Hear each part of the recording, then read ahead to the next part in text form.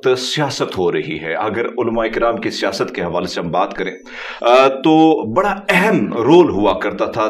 تاریخ کے پنوں کو اگر ہم دیکھ کے کھنگالتے ہیں تو کہیں نہ کہیں ایک اہم رول ہمیں ملتا ہے. آج کل کی جو مذہبی جماعتیں ہیں کہیں نہ کہیں ہم دیکھتے ہیں کہ ان کی جو سیاست ہے, جو طرز عمل ہے, جو عام آدمی ہے وہ دور ہوتا چلا جا رہا ہے. اس کی کیا وجوہات ہیں؟ اس کی وجہ یہ کہ انہوں نے اپنا طرز سیاست بدل لیا. آپ 70s میں اگر انہی مذہبی جماعتوں کے بڑوں کے talk shows P T V والے دیکھیں, وہ تو لگتا ہے بڑے شریف لوگ بیٹھے ہوئے اتنے احترام میں, اینکر بھی بات کر رہا ہے اور مخالف جماعتیں بھی بات کر رہی ہیں. یعنی مولانا فضل الرحمان صاحب کے والد صاحب کو آپ دیکھیں اور اسی طریقے سے شاہ احمد نورانی صاحب کو گفتگو کرتے ہوئے, یہ لوگ تو عشیر بھی ان کو نصیب نہیں ہوا ان کا. اور پلس پھر بیچ میں اگر آپ دیکھیں نا, جو رشیا اور امریکہ کی کولڈ وار ہے جی, اور پھر افغانستان کی ساری صورتحال, اس نے بھی ہمارے, میں سمجھتا ہوں, مینٹل ماڈلز بدل دیے ہیں اور اس میں سیاست میں بھی شدت آ گئی ہے.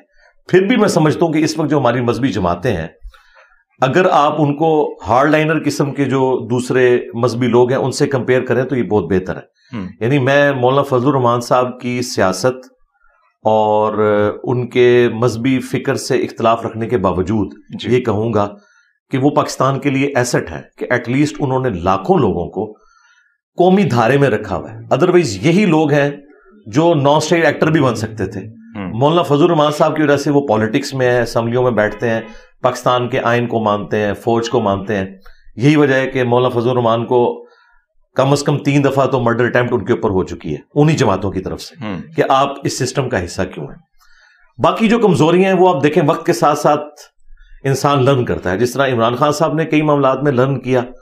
جب ان کی ساس اب فوت ہوئی ہیں, وہ خان صاحب جو باہر ہوتے ہوئے ان لوگوں سے ملتے نہیں تھے, اب وہ افسوس کے لیے لوگوں کو بھجوا رہے ہیں. اور وہاں پہ بھی بڑا اچھا جیسچر دیا مولانا فضل الرحمان صاحب نے کہ میں اس چیز کو اخلاقی اقدار کے منافی اور سیاست کے منافی سمجھتا ہوں کہ میرا جو مخالف ہے وہ جیل کے اندر ہے اور میں باہر آزاد ہوں.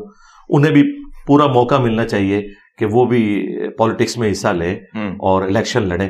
تو میں سمجھتا ہوں اس اعتبار سے آپ دیکھیں تو یہ چند ایک جو ہمارے بزرگ سیاستدان ہیں نا, مولانا فضل الرحمان صاحب یا اسی طریقے سے آپ وہاں پہ سراج الحق صاحب کو دیکھیں, ان میں پھر بھی کافی نارمز ہیں. نچلے لیول کے اوپر جو آپ کو سختی تھوڑی بہت نظر آتی ہے ایک دوسرے کے بارے میں الفاظ استعمال کرتے ہوئے, تو اس کو درگزر کرنا چاہیے. اس میں تو پھر پی ٹی اے والے میرے خیال ہے ان سے 2 ہاتھ آ گئی ہیں اگر آپ دیکھیں اپنی زبان کے اندر. اور نون لیگ اور پیپلز پارٹی والے وہ بھی بعض اوقات اپنے معاملات اس طریقے سے لے کے چلتے ہیں, لیکن چونکہ ینگ جنریشن خان صاحب کے ساتھ اٹیچ ہے تو ینگ جنریشن کے ساتھ یہ بلٹ ان ایک پرابلم بائی ڈیفالٹ اٹیچ ہے کہ وہ جذباتی رویوں کے ساتھ بیہیو کرتے ہیں.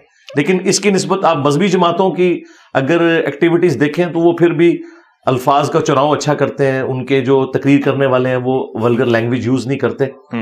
ایون ٹی ایل پی سے میرے اختلافات ہیں, لیکن اگر آپ سعد رضوی صاحب کو دیکھیں تو ان کی گفتگو کا سٹائل کافی اچھا ہے ایز کمپیئر ٹو جو ہمارے سیاسی جماعتوں والے الفاظ استعمال کرتے ہیں. اس قسم کے الفاظ وہ آپ کو استعمال کرتے ہوئے نظر نہیں آئیں گے. سیاست سے اختلاف ہو سکتا ہے.